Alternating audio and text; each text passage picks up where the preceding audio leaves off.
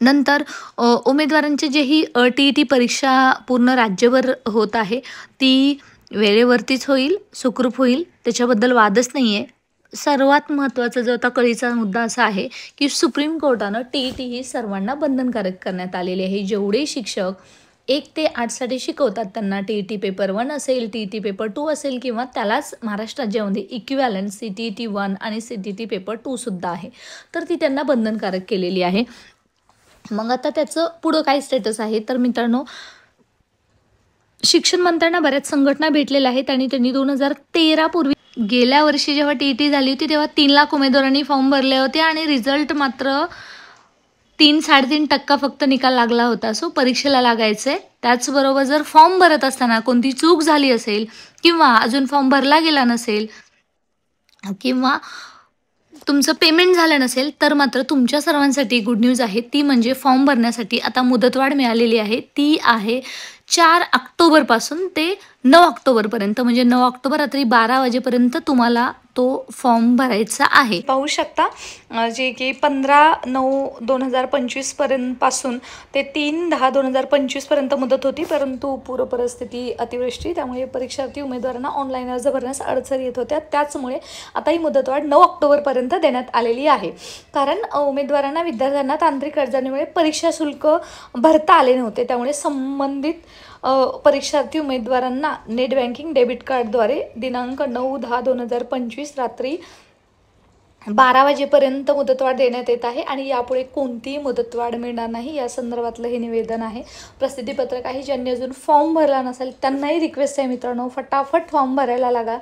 कारण आता गुणवत्तेला पर्याय नाही आणि शिक्षक जरी असला तरी तुमचीसुद्धा आता परीक्षा आहे. कारण परीक्षेला पर्याय नाही, अन्यथा तुम्हाला जर नोकरीवरती असाल तर नोकरीला मुकावं लागेल आणि नोकरीच्या रेसमध्ये असाल तर टी-ई-टी, सी-टी-टी 1-2 हे पास केल्याशिवाय तुम्ही अगदी त्याला पात्रसुद्धा नाही आहात.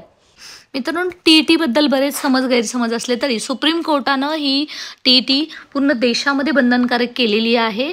टी-ई-टी 1, टी-ई-टी 2 1 ते 8चे जे शिक्षक आहेत त्यांच्यासाठी, आणि त्याच्या संदर्भात काही अहवाल याचिकासुद्धा गेलेल्या आहेत. काही संघटना आहेत, शिक्षक संघटना, त्या शिक्षण मंत्र्यांना महाराष्ट्रातल्या आपले दादा भुसे साहेब आहेत त्यांनाही भेटलेले आहेत. तेव्हा त्यांना भेटल्यावरती त्यांनी सांगितले की 2013 पूर्वीचे जे शिक्षक असतील त्यांना मात्र याच्यापासून एक्झेम्पशन दिलं जाईल. त्या संदर्भात ते केंद्राशी संपर्क साधणार आहेत. परंतु त्यानंतर जे शिक्षक आहेत त्यांना मात्र टी-ई-टी बंधनकारक आहे. मित्रांनो, आतापर्यंत जर तुम्ही टी-ई-टीचा फॉर्म भरला नसेल, तुम्ही कोणत्याही शाळेत शिकत असाल आणि जर तुम्ही टी-ई-टी पास नसाल तर मात्र तुमची सेवा आहे ती 2027मध्ये धोक्यात येऊ शकते. धोक्याचा इशारा आहे म्हणून तुम्हाला सांगावंसं वाटतं. त्याचं कारण असं आहे की राज्यामध्ये ही बंधनकारक केलेलं आहे. थोड्या दिवस हे सरकार एक्झेम्पशन आणलं, दुसरं सरकार येईल कोणी तर त्याच्याविरुद्ध कोर्टात जाईल, पुढं काही होईल माहीत नाही.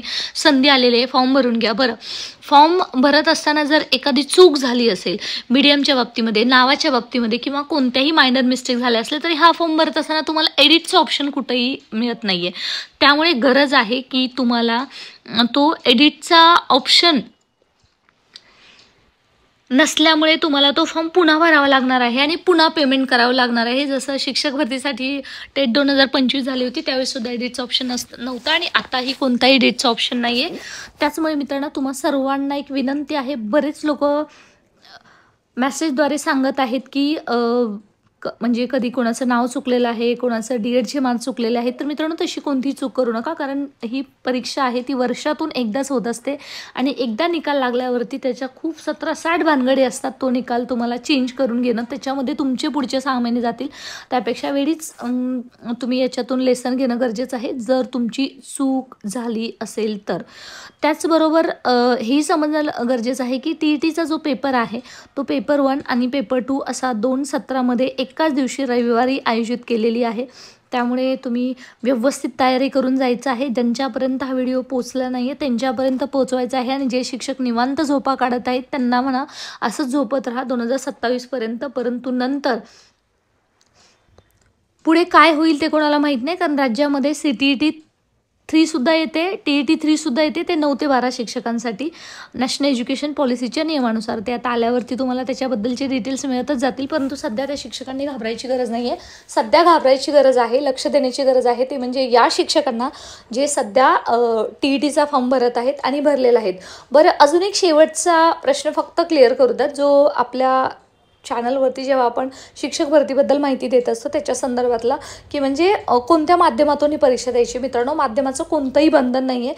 परीक्षा तुम्ही कोणत्याही माध्यमातून दिली तरी त्या माध्यम जेव्हा तुमचं निकाल येणार आहे त्याच्यामध्ये माध्यम लिहिलेलं नसतं आणि त्याचा तुम्ही उद्या कोणत्या माध्यमाला शिकवणार आहात त्याचा कोणताही परिणाम नाही आहे, म्हणजे याचा अर्थार्थी संबंध नाही आहे. Here you are free to opt go for any for attempt in any stream. तुम्ही मराठीतून देऊ शकता, तुम्ही हिंदीमधून देऊ शकता, तुम्ही उर्दूमधून देऊ शकता.